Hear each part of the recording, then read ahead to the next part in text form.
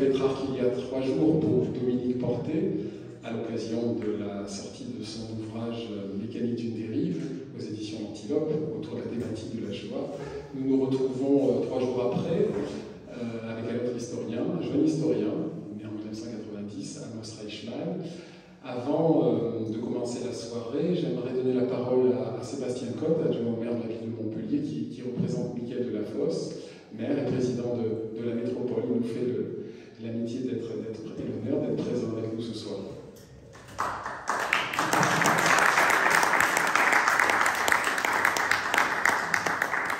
Bien, merci beaucoup, cher Michael. Bonsoir à toutes et tous. Effectivement, c'est la 6e conférence, mais c'est la première à laquelle je réussis enfin à me libérer. Là, c'est pas toujours simple, mais là, je suis ravi d'être parmi vous, ravi de pouvoir écouter notre jeune collègue, puisque je suis aussi un peu de cette confrérie des historiens, autour de Jacques Chiffrin. Évidemment, c'est la Pléiade, mais c'est sans doute, et vous allez nous en apprendre beaucoup plus et beaucoup mieux, en tout cas sur ce personnage qui est, je crois, né sur les rives de la Caspienne, dans mon souvenir, qui est né à Bakou, c'est ça. Et voilà, donc c'est un parcours que vraiment j'ai hâte de découvrir. Juste donc quelques mots évidemment pour apporter tout le soutien de la collectivité à tous ces travaux, à toutes ces conférences de l'Institut. Vous savez que c'est très très important pour nous d'être des passeurs de savoir, d'échanger. À l'heure où Montpellier, comme je vous le disais, envisage et candidate pour être capitale européenne de la culture, je pense que nous devons à chaque instant défendre la culture, défendre le savoir, défendre la pensée en des temps qui sont complexes et qui sont parfois un peu obscurs. Je pense que la science, je pense que l'esprit critique sont nos meilleurs garde-fous, et je sais que l'Institut, qui a un si beau nom, Maïmonide, Averroès, Thomas d'Aquin, participe de ces échanges culturels qui nous, je l'espère, nous prémunissent de bien sombres périodes. Voilà. En tout cas, merci pour cette invitation et merci de cette conférence à venir.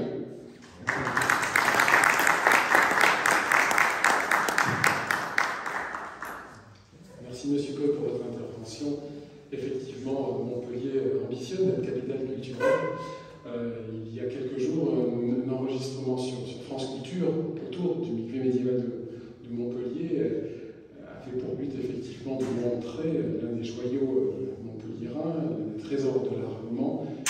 On est au cœur effectivement de la culture, de l'interpénétration culturelle et religieuse. Les fondations de Montpellier sont à chercher quelque part effectivement entre le puits de Saint-Roch et le mikvé médiéval de Montpellier. Alors c'est un plaisir, avec beaucoup d'émotion, que j'accueille Amos Reichmann ce soir avec l'Institut Maïmonide. Je l'ai connu tout petit, à l'époque je me destinais une carrière de violoniste et je montais souvent à Paris pour des cours de violon. Je connaissais bien la famille Reichmann, Edgar, qui est un grand écrivain, qui était journaliste au Monde des Livres, et qui est un juif roumain, qui connaît bien Carole, mon père. Et je suis aujourd'hui admiratif du parcours accompli. Il est jeune, il est brillant, il est historien, il a effectivement fait de brillantes études, notamment dans une université américaine, et non des moindres, puisqu'il a effectivement été dans les rangs sur les bancs, pardon, de l'université de Columbia aux États-Unis. Il a été élève de l'École normale supérieure de Lyon, de l'École normale d'administration de Paris, s'il vous plaît, excusez du peu. Il est historien, il est enseignant à Sciences Po aujourd'hui et aux fonctionnaires, et il travaille également au ministère des Affaires étrangères. Donc c'est un beau parcours accompli. On reçoit beaucoup d'universitaires, de chercheurs, de conférenciers, plus ou moins âgés. Là, avec Amos, on va effectivement faire tomber la moyenne, puisqu'effectivement il est tout jeune, il a 32 ans. Mais la valeur n'attend pas le nombre des années. Il vient de commettre un bel ouvrage chez Seuil, avec une préface d'un monsieur que vous connaissez peut-être, Robert Paxton, pour ceux qui ambitionnent d'appréhender la Seconde Guerre mondiale. et aussi la Shoah, Robert Paxton est effectivement incontournable. Donc c'est un beau compagnonnage, un beau parrainage, et puis il publie chez Seuil. Donc effectivement c'est un ouvrage que je vous conseille d'acquérir à l'approche des fêtes de fin d'année.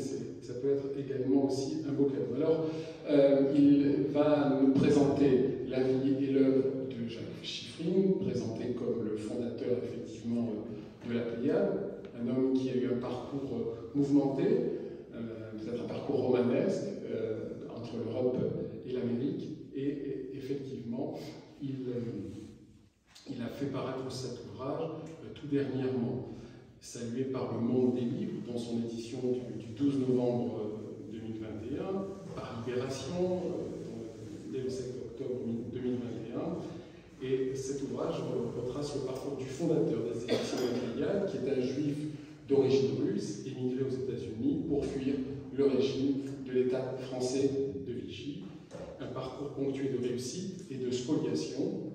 Vous n'êtes pas sans savoir l'arsenal législatif répressif mis en place par le gouvernement vichiste dans la Seconde Guerre mondiale.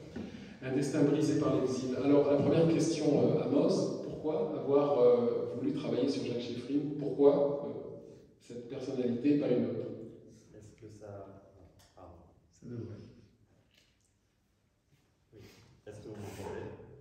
Vous entendez? Si, le micro... Ah, c'est en train de... Alors, tu vas prendre le fixe, parce que c'est toi qui vas plus. Bonsoir en tout cas, et tout d'abord un très grand merci Michael pour cette invitation, pour votre accueil, pour me permettre de parler ici au centre Maïmonide Averroès Thomas d'Aquin, dans cette si belle salle et dans cette si belle ville, et merci monsieur l'adjoint au maire d'être là, de Jacques Chiffrine. Avant de commencer, j'aimerais juste donc tu as évoqué le fait que ce livre était paru aux éditions du Seuil.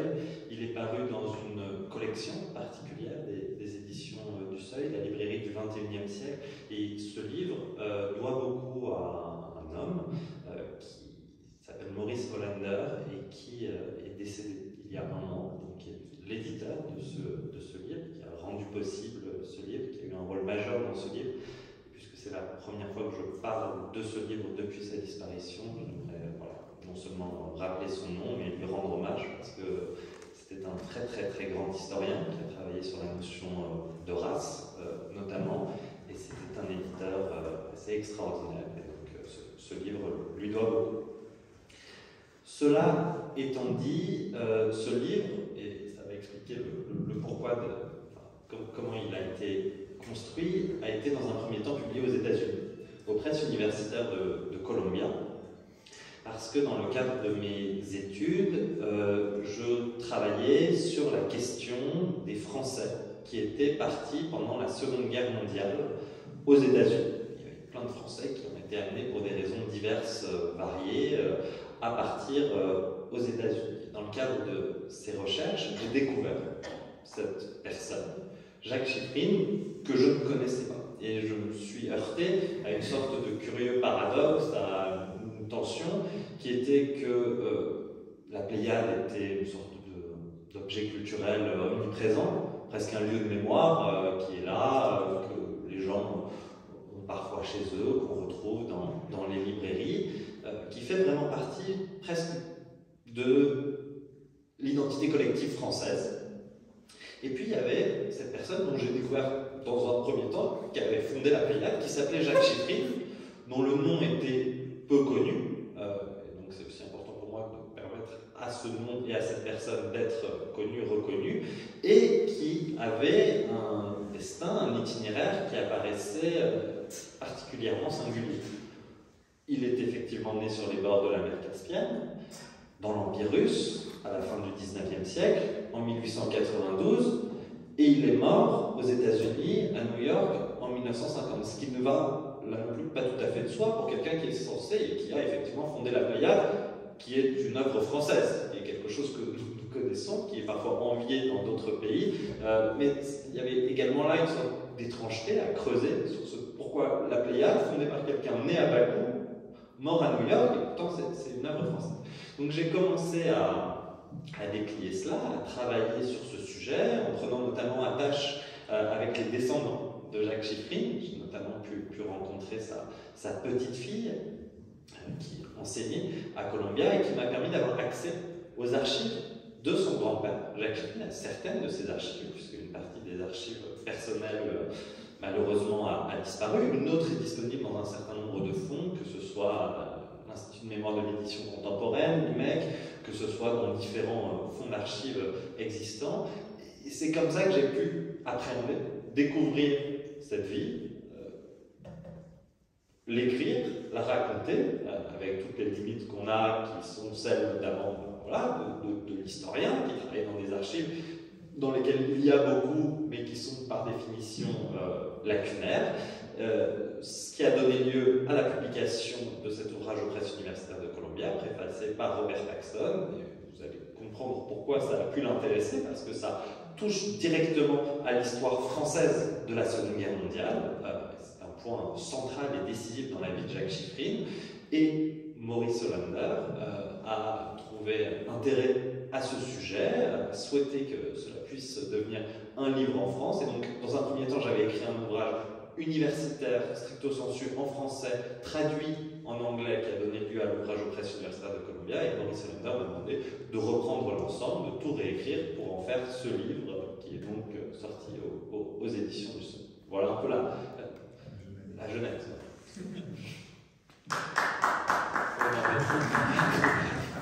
Merci beaucoup. Alors, Jacques Chiffrine, que tu fais découvrir, non? Vous m'entendez avec ce micro? Non, il faut changer.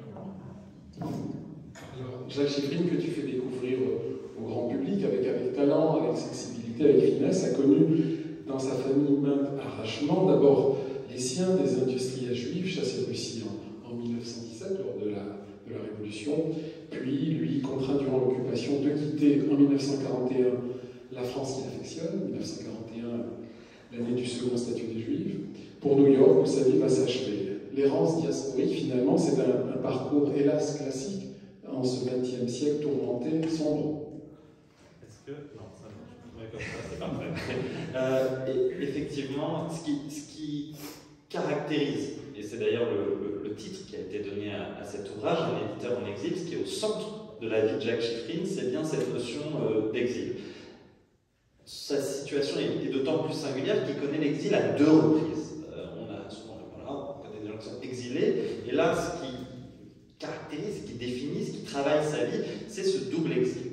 Il y a un premier exil, et ces 2 exils sont intimement liés à l'histoire du premier XXe siècle, du XXe siècle, et en cela, on peut considérer que ce destin est assez exemplaire de ce que fut l'histoire du premier XXe siècle. Son premier exil, il a lieu à la fin des années 1910, peu après la Révolution russe, où à la suite de la Révolution de 1917, il va définitivement quitter cette Russie, cet empire russe devenu URSS, où il ne reviendra qu'à une seule reprise. On pourra évoquer ce moment en 1936 en compagnie d'André Gide. Jacques Chiffrine, il vient d'un milieu aisé qu'on pourrait qualifier de, disons, bourgeoisie industrielle. Son père a commencé sa vie en tant que docker sur les bords de la mer Caspienne, où était apparue cette denrée dont on ne cesse de mesurer la rareté aujourd'hui, qui est le pétrole. Et de docker, il a fondé une entreprise dans l'industrie pétrochimique, ce qui lui a permis finalement entre guillemets, de décoller économiquement, socialement. Et donc la famille ensuite est partie de Bakou à Saint-Pétersbourg, qui était la capitale culturelle, économique de l'Empire russe. Au regard de cette situation financière, sociale qui évoluait, Jacques Chiffrine a eu la possibilité, comme un certain nombre d'enfants de la bourgeoisie de l'Empire russe, de mener ses études en Europe de l'Ouest. Et donc, Chiffrine, qui était un excellent élève, a pu étudier dans un premier temps en Suisse, où il a mené des études de droit. Il a ensuite pu se rendre en Italie, à Florence, où il a travaillé auprès d'un grand historien de l'art, Bernard Berenson. Et puis, il a fini par s'installer en France, actant le fait qu'il ne pourrait pas mettre au profit de son pays natal tout ce qu'il avait appris en Occident, enfin en Europe de l'Ouest, à la suite de la Révolution de 1917.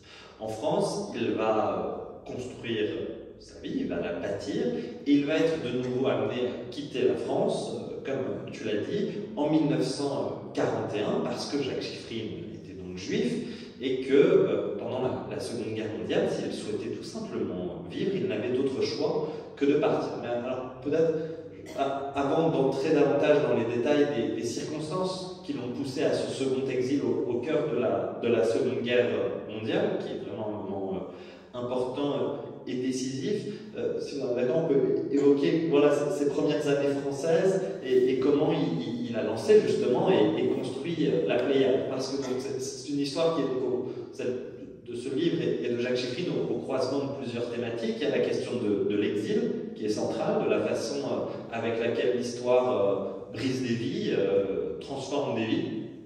Et en cela, voilà, je pense qu'on pourra en discuter. Une période qui peut, par certains aspects, actuellement rappeler cette époque-là, où on voit très concrètement comment l'histoire peut bouleverser des vies. Mais il y a une autre thématique, un autre domaine qui apparaît dans ce livre, qui est de l'histoire culturelle, finalement, comme on peut dire, l'histoire culturelle française, avec ces éditions de la Pléiade. Mais, comment dire, tous ces différents sujets sont imbriqués l'un avec l'autre. Parce que ce qu'on sait peu, c'est que la Pléiade, à l'origine, eh bien, une maison d'édition fondée donc par un immigré russe, mais où la question du transfert culturel et du passage de la culture russe à la culture française est centrale. Lorsqu'il fonde les éditions de la Pléiade, en 1923, la Pléiade ne ressemble pas à celle que vous connaissez certainement. Ce que nous connaissons aujourd'hui comme Pléiade date du début des années 30. C'est également une idée de Jacques Chiffrine, mais ça n'est pas sa première idée. Quand il fonde la Pléiade, en 1923, il fait ce qu'on appelle des beaux livres illustrés. Et ces beaux livres, ce sont des livres d'auteurs russes. Et donc tous les premiers ouvrages de la Pléiade, ce sont des auteurs russes. Et la première Pléiade, c'est Alexandre Pouchkine, La Dame de Pique, traduite par Jacques Chiffrine, avec l'aide de deux de ses amis, Boris de Schleuser et André Gide. Et les ouvrages que Jacques Chiffrine édite dans cette première Pléiade, ils sont illustrés par des graveurs, par des peintres qui, comme lui, en fait, viennent de Russie. Si vous voulez, vous avez une sorte d'amicale de personnalités intellectuelles, artistiques, engagées culturellement russes, qui se réunissent ensemble, qui se retrouvent à Paris au début des années 1920 et qui, dans un contexte d'ébullition intellectuelle, décident de faire cette Pléiade. C'est un succès. C'est un succès. Il y a d'abord ces auteurs russes, il y a également des auteurs français qui vont connaître le même sort et être édités dans cette collection de la Pléiade, Baudelaire notamment, et Jacques Chiffrine va, au début des années 30, décider, donc lui il est à la tête d'une maison d'édition indépendante, les éditions de la Pléiade, fondées par Jacques Chiffrine, dirigées par Jacques Chiffrine. Il choisit les textes qu'il met à la disposition du public français, essentiellement ses auteurs russes. Et donc il y a tout de suite, et on le retrouvera après, c'est intimement lié à l'exil, cette dimension de passage, de faire un pont entre le monde d'où il vient, à savoir la Russie, et le monde dans lequel il arrive, dans lequel il évolue, à savoir la France. Et au début des années 30, il a une idée assez révolutionnaire, et qui est aujourd'hui particulièrement, qui demeure aujourd'hui, et qu'on peut considérer comme l'œuvre de sa vie, bien que ce ne soit pas bien sûr la seule, qui est de fonder cette bibliothèque de la Pléiade. Alors qu'est-ce que c'est la bibliothèque de la Pléiade? C'est l'idée que Jacques Chiffrine a de mettre à disposition du plus grand nombre, dans un format maniable, pratique, les plus grands chefs-d'œuvre de la littérature mondiale, internationale. Et donc il réfléchit à la fois à la forme, et donc il y a cette attention particulière à l'objet, avec le papier Bible, la reliure, l'idée que ce soit fait des livres de poche. Aujourd'hui, c'est pas comme ça qu'on le perçoit, mais à l'époque, c'est décisif. Et donc, le livre de poche, il a deux avantages principaux, la Pléiade telle qu'elle existe. Le premier, c'est que pour des gens qui commencent à se déplacer, à voyager, on peut l'emmener avec soi, hein, on peut faire un petit voyage avec sa Pléiade. Et puis, on peut aussi, dans ce qui devient progressivement la norme, dans des appartements qui ne sont plus des maisons, pour les lecteurs, hein, avec le niveau de l'accès à la lecture qui s'est grandement développé, on peut ranger ses livres dans des appartements. Donc il a cette idée formelle de génie à laquelle s'adjoint la question du fond, du choix des auteurs, avec une sorte de bibliothèque idéale, hein, finalement, quelque chose d'assez merveilleux. Et donc il commence avec le premier tome de cette bibliothèque de la Pléiade, qui est Baudelaire, en 1930. Donc voilà un peu comment les choses s'ouvrent, mais après, au fil des années 30, elles vont évoluer dans un sens qui va devenir de plus en plus difficile, jusqu'à devenir, on peut le considérer, tragique pour Jacques Chiffrine.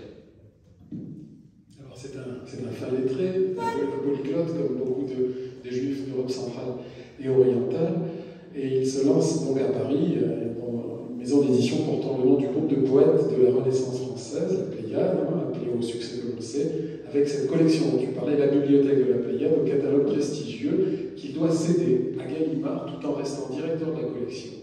Et le 5 novembre 1940, au début de la Seconde Guerre mondiale, Gaston Gallimard va le révoquer à la demande des Allemands, à la demande des nazis, lui reprochant quoi? D'être entre des mains juives. Entre guillemets. Alors pour Chiffrine, l'humiliation épuisante, le comportement de Gallimard est une véritable trahison, et ce n'est pas sans rappeler effectivement la réception de l'accueil pour Marc Bloch à Montpellier par rapport à sa judéité avec le doyen maréchaliste Augustin Flich. Et Marc Bloch dira que l'antisémitisme de ses compatriotes l'aura beaucoup plus blessé que l'antisémitisme nazi. Et on sait d'ailleurs que l'antisémitisme français vichiste n'a rien à envier à l'antisémitisme nazi. Donc ça a été une blessure effectivement pour Chiffrine, ce qui s'est passé avec Gallimard. Pardon.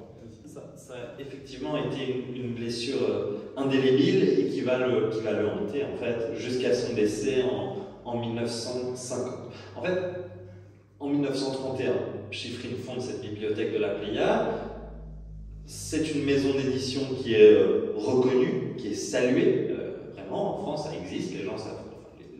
Le public cultivé sait que cette édition existe, la salue, mais en 1929, il y a une crise économique grave, lourde, et qui pose un certain nombre de problèmes, notamment pour le public, et donc les gens sont moins en mesure d'acheter des livres qu'ils pouvaient l'être auparavant, ce qui pose une difficulté pour un éditeur indépendant.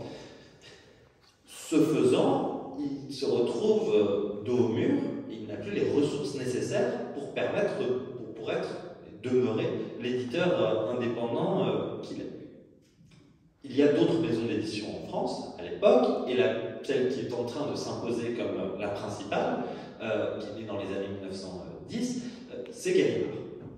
Et en 1933, il y a un accord qui est signé, un contrat, entre d'une part les éditions Gallimard et Jacques Chiffrine, avec une personne très importante qui va jouer le rôle d'intermédiaire, qui est André Gide, qui va avoir un rôle très, très décisif dans la vie de Jacques Chiffrine. Et donc en 1933, Jacques Chiffrine cède la Pléiade à Gallimard. Aujourd'hui, la Pléiade est toujours une collection de Gallimard, et il devient directeur de collection, mais ce faisant, il perd son autonomie, son indépendance par rapport à cet objet qu'il a créé. Mais c'est un contrat, c'est-à-dire que là, les choses sont très claires. Jacques Chiffrine n'est plus propriétaire de la Pléiade. Ce faisant, vraisemblablement, il sauve la Pléiade, puisque la Pléiade, dont il était propriétaire indépendant, ne pouvait vraisemblablement pas tenir à la suite de la crise de 29, mais en la sauvant, il perd ce qui est sans doute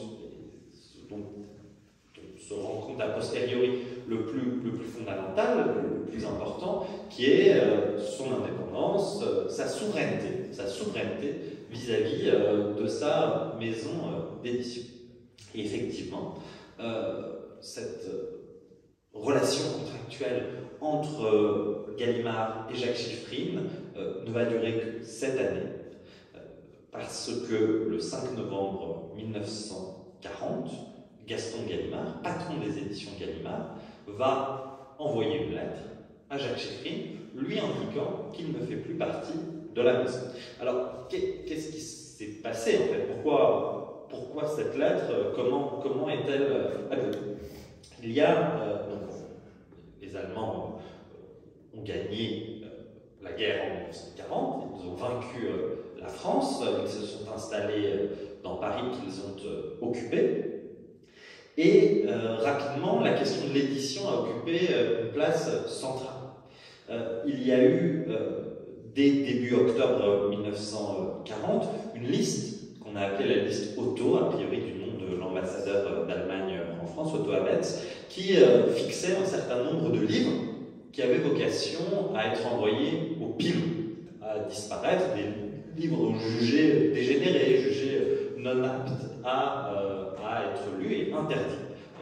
En France, depuis l'accession au pouvoir d'Hitler en Allemagne en 1933, on brûlait les livres, il y avait des autodafés. Cette question de l'écriture, de la littérature, elle est particulièrement importante.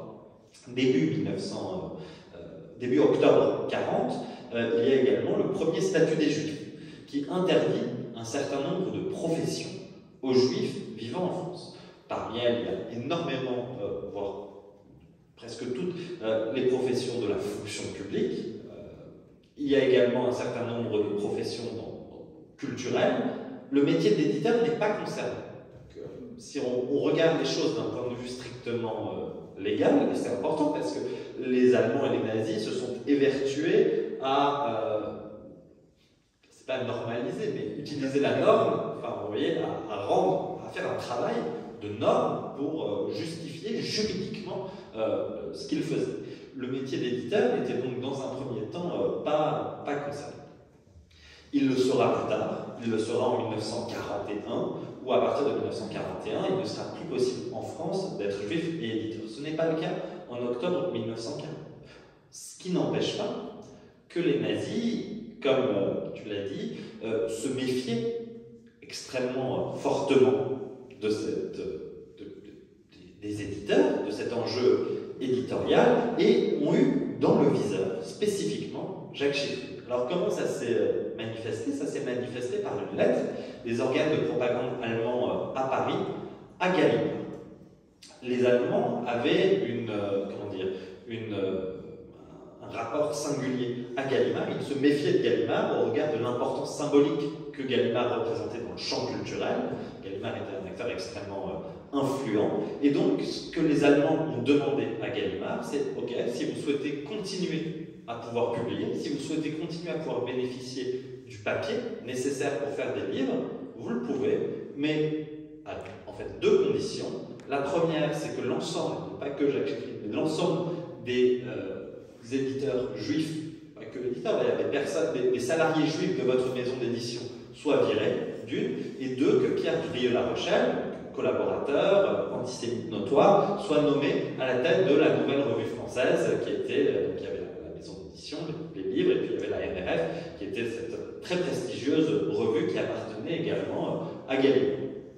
Et donc, Gallimard fait face à un chantage où on lui dit soit tu exclus les Juifs, soit tu fermes.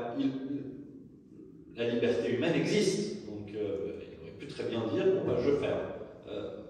Très peu ont fait ce choix et on peut tout à fait comprendre que ce choix n'ait pas été fait. Le fait est qu'il avait cette alternative et cela s'est manifesté extrêmement concrètement par cette lettre du 5 novembre 1940 où Jacques Shiffrin, qui était salarié de Gallimard depuis 1933, est mis à la porte et se retrouve sans travail dans un pays avec un État antisémite et finalement dans une situation situation plus que difficile. Jacques Chiffrine n'était pas français jusqu'en 1927, donc il est naturalisé français en 1927, ce qui est important, et depuis 1935, il est père de famille. Donc il se retrouve dans cette situation avec son épouse, Simone Chiffrine, son fils, André Chiffrine, né en 1935, donc il y a 5 ans lorsque cette lettre est envoyée, et c'est ainsi que Jacques Chiffrine se retrouve, c'est là une seconde fois, et d'une façon sans doute beaucoup plus violente que la première lorsqu'il est amené à quitter l'Empire russe, il se retrouve, comment dire, traversé, mais avec une grande violence, il se retrouve heurté de plein fouet par la violence de l'histoire, mais qui se manifeste très concrètement par un licenciement, avec d'autres choix, s'il veut survivre, que de quitter le pays. Alors, après bien des péripéties, il va avec son ami André Gide atteindre les États-Unis d'Amérique, en passant par Marseille. Comment expliques-tu cette amitié qu'il a eue avec André Gide quand on sait la version de Gide à l'endroit des Juifs? Beaucoup de Juifs, mais pas que de Juifs, ont souhaité quitter la France. Fin 1940, début 1941, pour se rendre notamment aux États-Unis. On le sait, les États-Unis n'ont pas accueilli tout le monde, à bras ouverts. Pour pouvoir traverser l'Atlantique, il a fallu que Jacques Chiffrine ait un petit peu de chance, et surtout, il a fallu qu'il puisse compter très fortement sur certains amis, et en premier lieu, sur André Gide. Jacques Chiffrine n'a plus de travail à Paris, il vient d'être licencié, et il fait tout pour quitter ce pays qui est en train de se refermer. C'est bien entendu pas fin 1940 ce qui va se passer, le processus de l'extermination n'est pas en tant que tel lancé, néanmoins l'antisémitisme d'État est là, les Juifs n'ont plus leur place en Europe, en France notamment. Et donc il se rend à Marseille, parce que c'est de Marseille que partent ces navires, ces bateaux qui s'en vont vers les États-Unis. Et tout le monde veut une place, mais tout le monde n'a pas de place. Et pour ce faire, il faut des recommandations. Alors, il y a une personne qui est un Américain qui s'appelle Varian Fry, qui a été envoyé par la première dame des États-Unis, Eleanor Roosevelt, en France, pour pouvoir établir une liste de personnalités, et alors c'est là que, vous voyez, de très hautes et grandes valeurs intellectuelles et culturelles qui auraient l'opportunité de pouvoir venir aux États-Unis. Vous avez un effet de tri qui se fait. Et en même temps, et c'est pour ça que c'est une histoire où, à bien des endroits, on voit la complexité du réel, de l'histoire, des choix. Parce que oui, il y a un tri, en même temps, ça permet enfin voilà, bien entendu, et c'est tragique, ce n'est pas ouvert pour tous, mais il y a une ouverture qui existe. Et donc, parmi les gens que Varian Fry a identifiés, figure celui qu'on appelle le contemporain capital, qui est André Gide. Varian Fry va rendre visite à André Gide, il lui dit, bon ben voilà, cher monsieur Gide, vous êtes un écrivain admirable, un haut représentant de la culture française, vous êtes, si vous le souhaitez, bienvenu aux États-Unis pendant la guerre, vous vivrez loin de cette horreur, de cet enfer.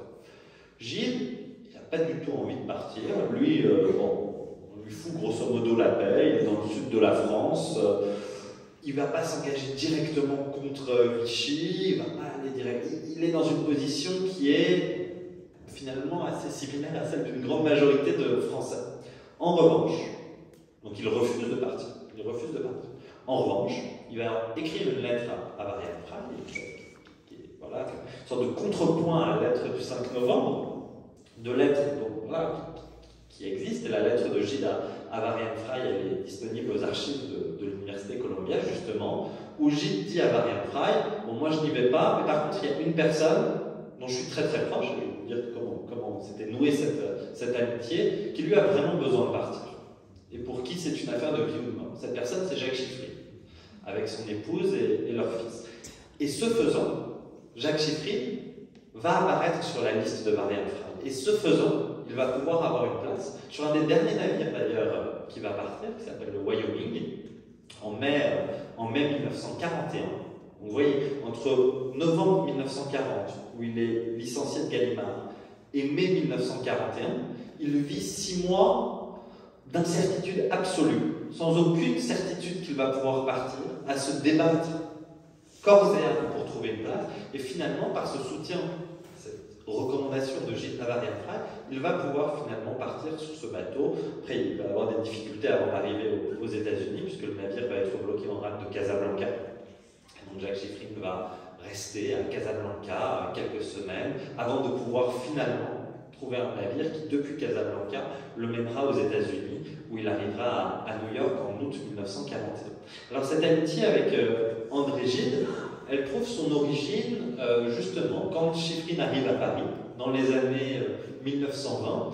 Et en fait, il faut imaginer un monde littéraire, ouvert, où les gens finalement se voient, se rencontrent assez aisément, travaillent ensemble, ont des centres d'intérêt communs. Ils se rencontrent notamment,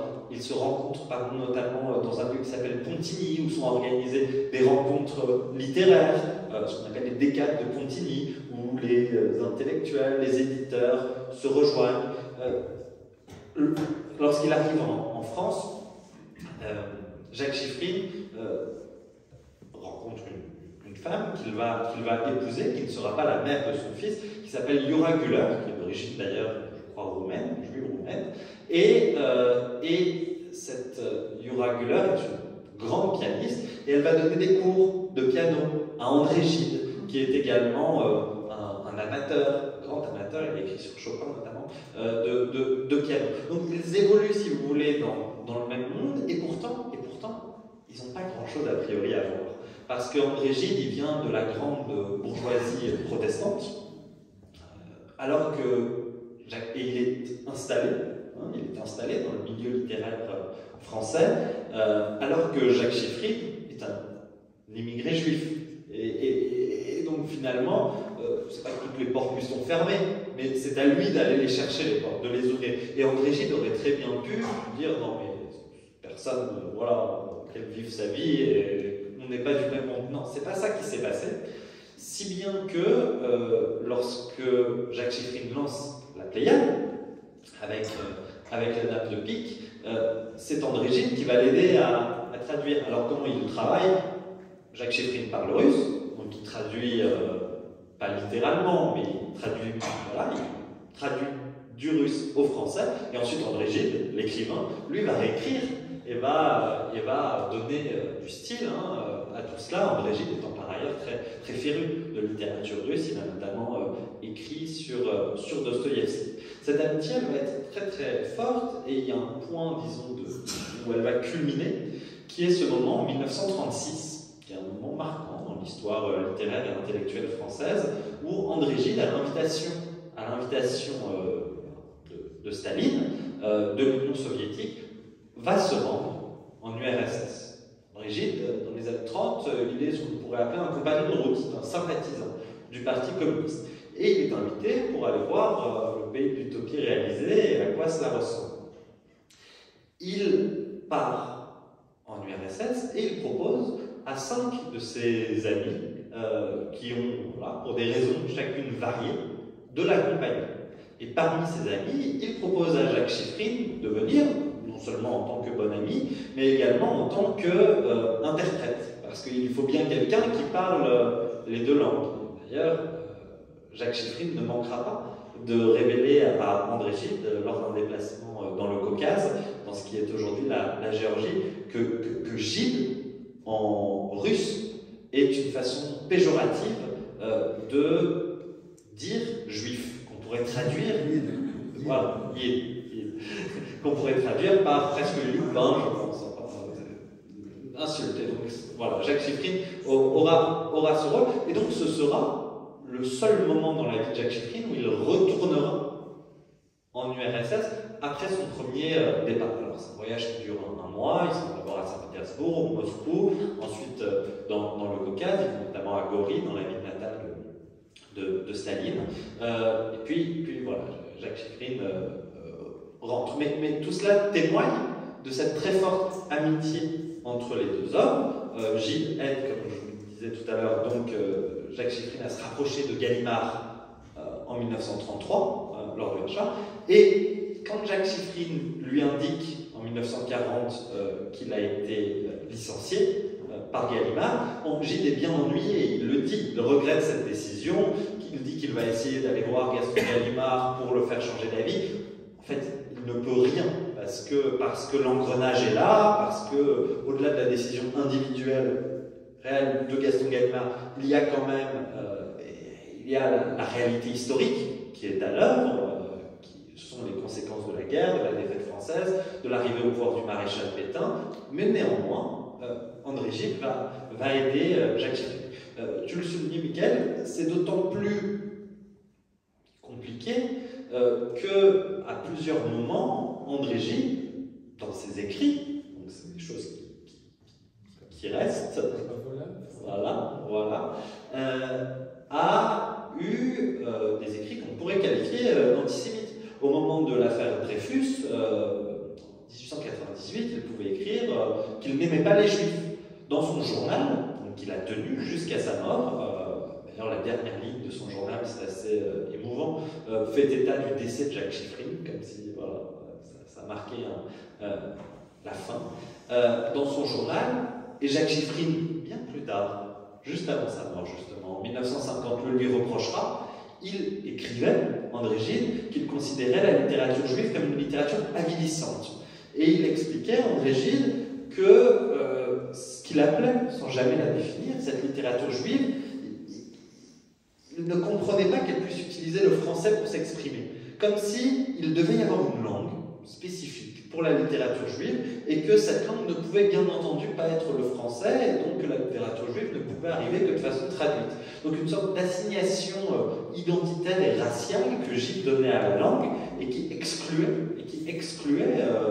ce qu'il appelait la langue juive d'une langue commune. Donc ce sont des propos très très lourds, très loin dans l'exclusion. Et pourtant, et c'est là que j'ai pas de réponse en fait, si ce n'est à dire que le réel est complexe, et pourtant, en recommandant Chiffrine à Marianne Frey, il lui sauve la vie. Quand Jacques Chiffrine, donc je vous le disais, il quitte Marseille, il est coincé en rade de Casablanca. À Casablanca, Jacques Chiffrine n'a pas d'argent. Qui va lui envoyer de l'argent? C'est André Gide. Quand il va arriver aux États-Unis, il n'a pas de travail, il ne parle pas anglais, il ne sait pas quoi faire de sa vie. Qui va lui envoyer des textes pour lui permettre de se relancer et de redevenir éditeur? C'est de nouveau André Gide. Donc bon, c'est compliqué. Voilà. Effectivement, dans une époque où l'antisémitisme est une opinion communément partagée, il y a des paradoxes et on est véritablement là dans la version juive, dans l'antisémitisme, dans la judeophobie, amour, haine. Alors, effectivement, tu parlais évidemment de Pétain, de Vichy, toile de fond, hein, c'est plus de 400 lois, ordonnances, décrets qui mettent au banc de la société le juif. Et la définition raciale du juif va plus loin que la définition raciale nazie. Tu parlais tout à l'heure de Marianne Frey, j'avais eu l'occasion de voir à Aix-en-Provence une belle exposition qui rendait hommage à ce grand monsieur. Tu parlais d'Éléonora Roosevelt, et Montpellier lui doit beaucoup. Elle a évidemment eu des tractations en préfecture, pas seulement pour le départ de l'Exodus de Sète en 1947, mais aussi au lendemain de la guerre pour aider des jeunes orphelins effectivement à espérer des lendemains meilleurs, des lendemains qui chantent. Alors on parlait donc de l'amitié avec André Gide, il n'y a pas seulement dans ton bel ouvrage qui transpire cette amitié, il y a aussi celle avec Roger Martin Dugard, hein, c'est ce qui fait le sel de ce livre. Tu veux en dire quelques mots Quand Jacques Chiffrine est traversé, je ne sais pas quel verbe employer, est littéralement marqué par l'histoire et donc n'a d'autre choix que de partir.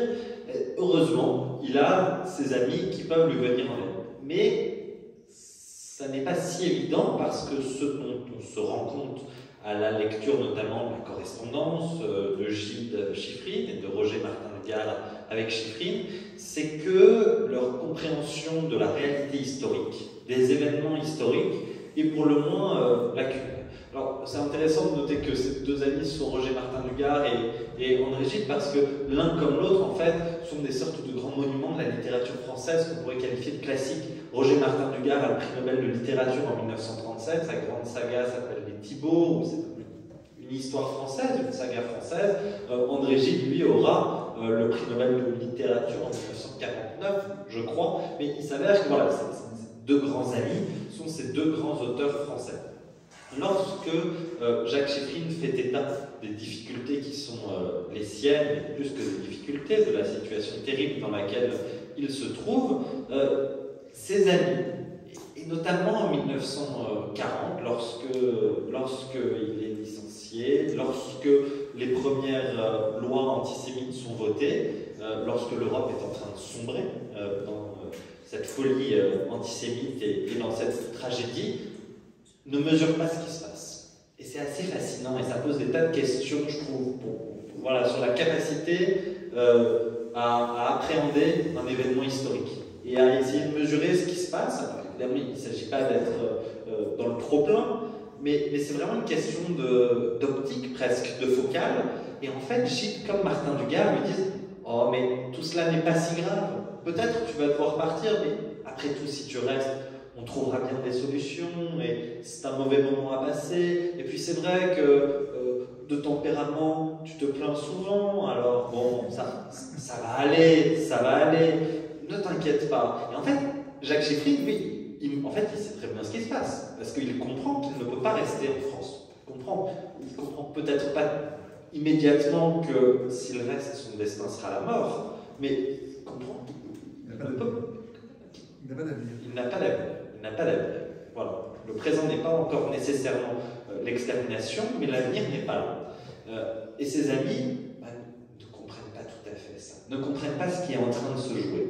Alors, il y a un moment où, après le lancement de l'opération Barbarossa, et donc le retournement d'alliance des nazis, voilà, Roger Martin du Gard peut dire « Heureusement, tu es aux États-Unis, le continent est en train de sombrer », mais sur la question spécifique de l'antisémitisme en Europe et de ses conséquences infernales pendant la Seconde Guerre mondiale, ils sont aveugles, ils ne comprennent pas.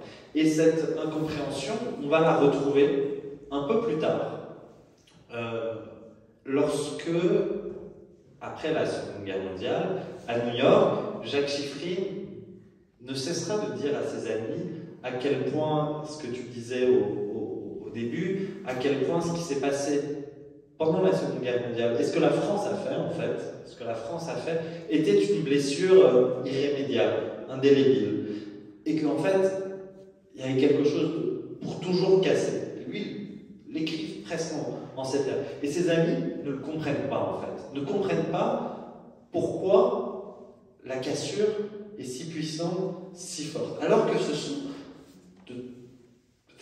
ils sont considérés comme les plus grands écrivains du monde. Ils sont de langue française, mais l'un et l'autre ont le prix Nobel à 10 ans d'écart, dans les années 30, dans les années 40. Et c'est comme s'ils ne pouvaient pas comprendre la douleur réelle de Jacques Chiffrine. Alors, mélancolie, pétri d'inquiétude, il ne se remettra jamais d'avoir quitté l'Europe. Et à New York, il avait essayé, tenté de se reconstruire, publié des auteurs comme Kessel, Gide Vercors, incontournable dans le monde intellectuel new-yorkais, où il a cofondé la prestigieuse maison Pantheon Books. Il n'aspirera qu'à un seul rêve, retrouver, effectivement, sa place à la tête de la bibliothèque de la Pléiade chez Gallimard, et c'est une chose qui s'avérera effectivement impossible. Et c'est d'ailleurs pour cela que la dernière partie du livre s'appelle « Trop tard », parce qu'il y a quelque chose qu'on pourrait qualifier de tragique, parce qu'irrémédiable, parce que le mal qui a été fait est tellement fort qu'on ne peut plus finalement, c'est une vraie question par ailleurs, peut-on ou non réparer cela? Pour Jacques Chiffrine, en tout cas, on ne peut plus le réparer. C'est une question qui se pose avec des questions, y compris de réparation financière, de réparation symbolique, mais pour lui, c'est comme si quelque chose de trop fort avait été brisé. Donc, quand il arrive aux États-Unis, au mois d'août 1941, il ne parle pas un mot d'anglais. Il est épuisé parce que pendant 7 mois, enfin, la pression, la tension a été folle, y compris à Casablanca. Il arrive, il ne sait pas quoi faire, il connaît très très peu de gens à New York. Et dans un premier temps, en fait, c'est son épouse, Simone Schifrin, qui va travailler, qui va travailler, comme pourrait-on dire, modiste, qui va travailler, qui va faire des broches, qui va faire des beaux vêtements, et Jacques Schifrin va l'aider. Donc dans leur petit appartement, il va commencer à lui filer des coups de main, et on le sent dans sa correspondance, tout en étant profondément meurtri, tout en étant profondément atteint par ce qui s'était passé. Et au bout d'un moment, il va pouvoir envisager la possibilité de retrouver ce qu'il sait faire, ce qu'il sait parfaitement faire, et ce pourquoi il était reconnu comme l'un des plus grands en France dans les années 30, à savoir l'édition. Il faut imaginer qu'à New York, pendant la Seconde Guerre mondiale, il y avait beaucoup de Français qui avaient rejoint les États-Unis. Alors ça peut aller de personnes comme André Breton, à Claude Lévi-Strauss, à des personnes qui voulaient faire du business, des personnes qui pensaient qu'au moins on pourrait continuer à écrire librement, et puis certains comme Jacques Schifrin qui étaient là parce qu'il n'avait d'autre choix que de partir s'il souhaitait vivre. Donc il y a un public francophone qui existe et qui souhaite, qui aspire à pouvoir lire des ouvrages dans leur langue. Et donc, ce faisant, Jacques Schifrin, dans un premier temps, il va lancer une maison d'édition en son nom propre, qui s'appelle Jacques Schifrin & Co. Et de qui va-t-il publier les ouvrages aux États-Unis?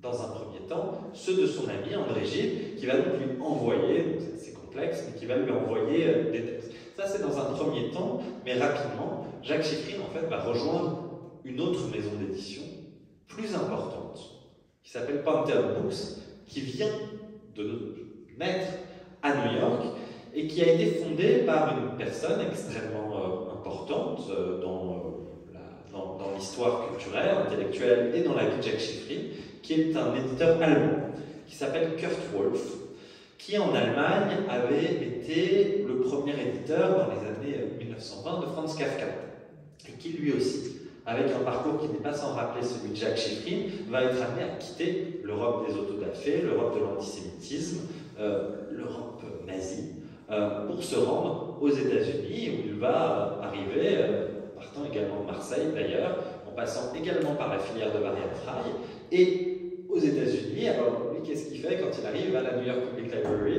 Il regarde dans les ouvrages qui existent, qui sont publiés, qu'est-ce qu'il n'y a pas?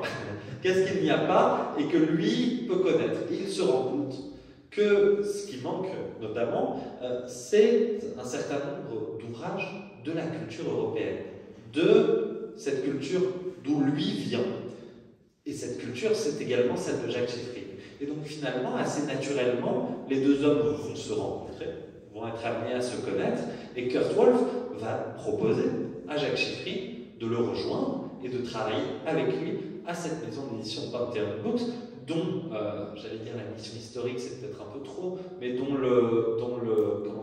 l'esprit éditorial était de faire passer la grande culture européenne, qui était entachée par la nuit de la Seconde Guerre mondiale, aux États-Unis. Au même titre que, on l'évoquait tout à l'heure, Jacques Schifrin, quand il arrive en France, il cherche à faire passer la culture russe. Et c'est là qu'on voit l'intrication entre la question de l'exil, et des bouleversements de l'histoire, et puis de la création, alors en l'espèce éditoriale. Parce que Pantheon Books, qui est une maison d'édition extrêmement importante aujourd'hui encore aux États-Unis, elle naît de cette volonté de pouvoir faire passer cette culture européenne, d'où viennent ces deux grands fondateurs de la maison d'édition, Kurt Wolf et Jacques Schifrin, aux États-Unis. Et donc, de nouveau, Jacques Schifrin va toujours publier, éditer son ami André Gide, à Bantam Book, mais il va également éditer Albert Camus, Bernanos, Charles Péguy. Vous voyez, le spectre est large des auteurs catholiques, mais qui incarnent une sorte de profondeur historique européenne qu'il cherche à faire passer. Et donc les ouvrages à Bantam Book, parfois ils sont publiés strictement dans la langue d'origine, parfois dans des éditions bilingues, et parfois en traduction. Et donc Jacques Chiffrine, il va pouvoir se relancer professionnellement en travaillant à Bantam Books avec Kurt Wolff, et c'est là l'importance d'avoir accès aux archives, on le sent dans ses courriers, dans les messages qu'il envoie. Il y a quelque chose d'inconsolable. Il y a quelque chose d'inconsolable avec cette question centrale qui sera celle du retour ou non en France. Une fois la guerre terminée, les conditions objectives sont réunies pour lui permettre de rentrer.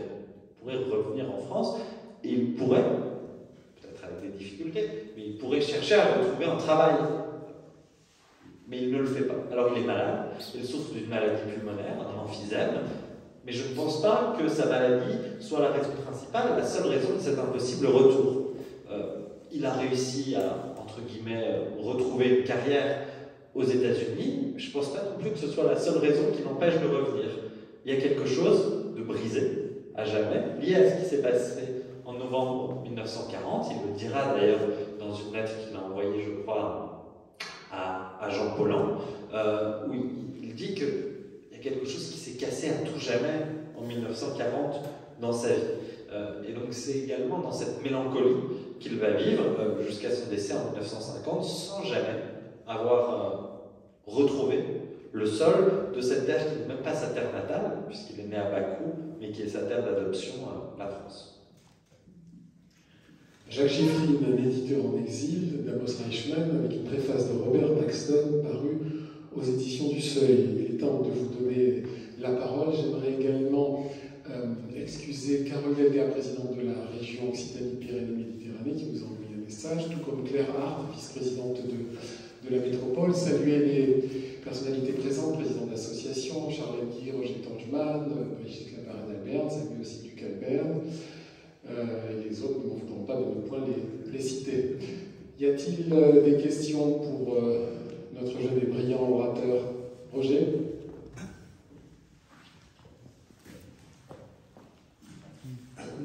D'abord, félicitations pour ce parcours. On vous a suivi tout au long de votre exposé et on avait l'impression de vivre cette histoire avec vous, donc bravo. Juste une question, tout au long de cet exposé, à aucun moment vous n'avez évoqué la relation du personnage au judaïsme. Alors, quelle en est la raison?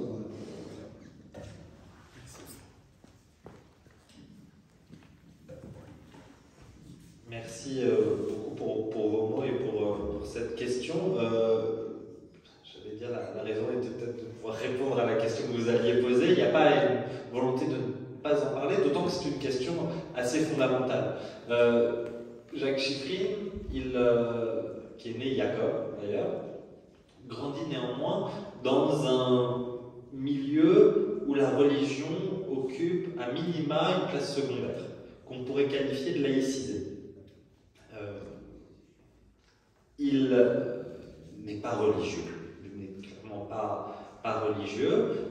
La question de son judaïsme n'en reste pas moins centrale, parce que c'est du fait de sa judaïté qu'il a été amené à quitter la France. Et donc on peut considérer qu'il fait partie de ces personnes qu'Hitler a contribué à rendre juifs, même s'il l'était déjà. Bon, on peut difficilement se contenter de dire cela, mais en tout cas, c'est la politique antisémite qui a contribué à rendre central dans son existence son judaïsme. Il a eu un fils unique à qui il a donné un prénom d'apôtre, André. Il n'en reste... La question du sionisme qui aurait pu se poser, puisqu'il est décédé en 1950, ne s'est a priori jamais posée dans son existence. Dans sa correspondance avec Kurt Wolff, qui était lui-même d'une famille juive On voit apparaître des expressions comme Mazel Tov, mais ça n'est pas central. Et dans les auteurs qu'il publie, on ne peut pas considérer qu'il y a une volonté affirmée de publier plus spécifiquement des auteurs juifs que d'autres. En revanche, là on voit que c'est vraiment un sujet assez fondamental, c'est que dans ses toutes dernières lettres à André Gide, alors que Shiffrin est malade, alors que les deux sont âgés, alors que Gide a tant fait pour lui, ce qu'il lui demande, c'est pourquoi as-tu écrit que la littérature juive était une littérature avilissante? Pourquoi tu disais cela? Donc, je dirais que c'est quelque chose. L'histoire a contribué à renforcer cette part de son identité, une part qui n'était pas centrale dans son existence lorsqu'elle débute en 1892 à Bakou. Dans l'histoire du peuple juif, souvent l'antisémitisme a réveillé une conscience juive qui était plus ou moins enfouie. On l'a vu avec Théodore Herzl, c'est la prise de conscience de l'antisémitisme au moment de l'affaire Dreyfus qui va le pousser à écrire à l'espace d'une nuit vers Judenstadt l'état des Juifs, mal traduit par l'état juif. Une autre intervention, question pour Amos. La famille Gallimard. Madame Emguy. Avec le micro, comment on enregistre? Merci. La famille Gallimard, par la suite, qu'a-t-elle dit le rapport à ça? Quand on pense à la publication de Céline en contre-coup, ça choque. Merci. Merci. Vous touchez là un point sensible, soulevé par ce livre. Novembre 1940, il y a cette lettre de Gaston Gallimard qui renvoie à Jacques Shiffrin. Vont se poser deux questions principales par la suite et du vivant de Jacques Shiffrin, avant les questions qui seront posées à la suite de son décès. De son vivant, les deux questions qui se posent, c'est est-ce que, une fois la guerre terminée, Jacques Shiffrin peut revenir au sein de la maison Gallimard? Autre question, est-ce que les droits dont bénéficie Jacques Shiffrin, directeur de collection pour les ouvrages dont il a bénéficié, qu'il a édités entre 1933 et 1940, lui seront toujours versés? Ces deux questions tendues, qui posent des questions à la fois juridiques et presque intimes. Sur la question de savoir si Jacques Shiffrin pouvait ou non retrouver la Pléiade après la Seconde Guerre mondiale. Les Gallimard le lui ont proposé. Les Gallimard le lui ont proposé. Ils ont dit, sur un mode qui était justement, c'est un mauvais temps qui est passé. Ce n'est qu'une parenthèse. Il y a une expression comme ça qui me vient en tête quand je pense, comme si de rien n'était. Vous voyez, bon, allez, maintenant c'est bon, la guerre est finie, on vous attend. Jacques Shiffrin n'a pas donné suite. Et on peut comprendre pourquoi il n'a pas donné suite, notamment au regard de la façon dont cette proposition avait pu être faite. Jacques Shiffrin, à un moment donné, a souhaité, a proposé au Gallimard de pouvoir éditer la Pléiade aux États-Unis, c'est-à-dire de pouvoir être l'éditeur de la Pléiade sur le continent américain. Il a fait cette proposition au Gallimard qui lui ont proposé des conditions financières jugées par Shiffrin particulièrement désavantageuses. Il posait un certain nombre de conditions que Shiffrin a donc refusées. Jusqu'à la fin de sa vie, il y aura des échanges avec le Gallimard autour de cette question, mais c'est comme une sorte de... Ce sont des échanges, je ne vais pas dire décalés, mais on voit bien que il n'y a pas de transparence totale dans la discussion. On n'est pas sur un pied d'égalité. La blessure de Shiffrin est trop profonde et les propositions de Gallimard sont toujours un peu à côté. C'est-à-dire que le sujet central n'est jamais évoqué en fait. Le sujet central, c'est ce qui s'est passé avec le licenciement. Et donc, puisque le sujet n'est jamais évoqué, on a le sentiment d'avoir des discussions, certes techniques, certes juridiques, mais qui ne posent pas la vraie question. Sur la question, sur le point des droits, des ressources financières, il va y avoir plusieurs versements qui vont être faits de la part des Gallimard à Jacques Chiffrine. À la fin de sa vie, c'est d'ailleurs c'est intéressant parce que donc, les dernières lettres qu'il envoie à André Gide, c'est sur cette question de l'antisémitisme d'André Gide qu'il interroge, et au Gallimard, c'est sur cette question des droits, où Chiffrine dit en fait, je ne comprends pas parce que ce que vous m'avez envoyé ne correspond pas à ce que vous me devez effectivement. Et en fait, vous m'avez envoyé des sommes très minces au regard des ventes effectives. Très difficile de mesurer la réalité de cela. Mais en tout cas, c'est un vrai sujet pour Chiffrine, avec des questions de contrat. Était-il tacitement reconduit? Que se passe-t-il? Que ne se passe-t-il pas? Bon, les détails apparaissent d'ailleurs dans le livre, mais on est sur des questions très techniques. Le fait est que pour Jacques Chiffrine, lorsqu'il décède, puisqu'il n'y a pas de réponse à la lettre qu'il a envoyée, il considère que Gallimard n'a pas rempli ses obligations financières vis-à-vis. La suite, à la fin des années 50, dans les années 1960, donc Jacques Chiffrine décède en 1950, il y a un versement qui est fait par la maison d'édition Gallimard aux ayants droit, aux descendants, fils notamment André Chiffrine, pour solde de tout compte, entre guillemets. Mais après, qu'en est-il? Dès que le versement a été accepté. Bon, il y a en droit administratif une formule, un adage, qui dit les larmes ne se monnaient pas. Alors, ça pose des questions. Il y a la réparation. Est-ce qu'une réparation économique, financière, n'est pas nécessaire?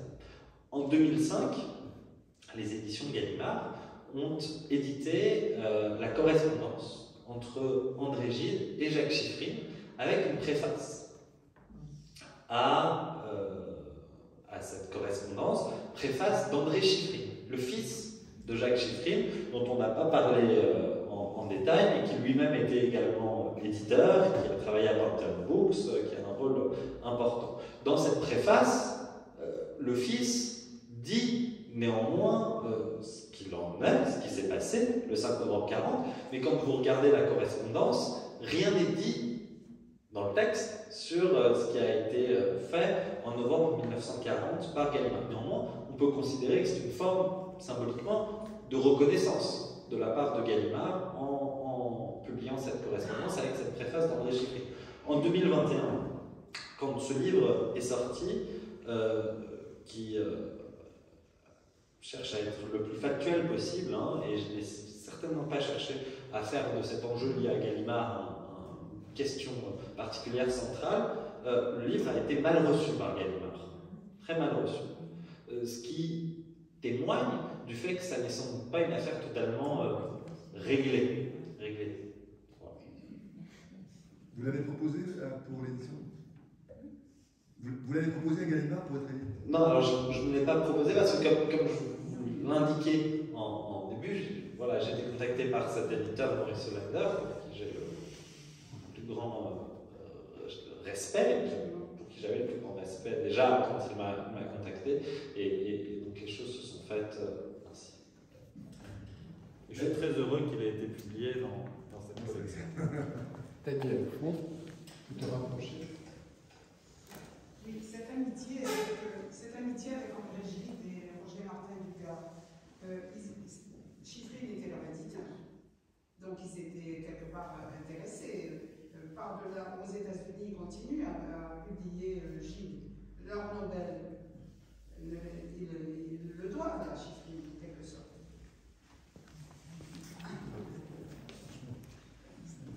Bonsoir et merci de cette question. Pas tout à fait.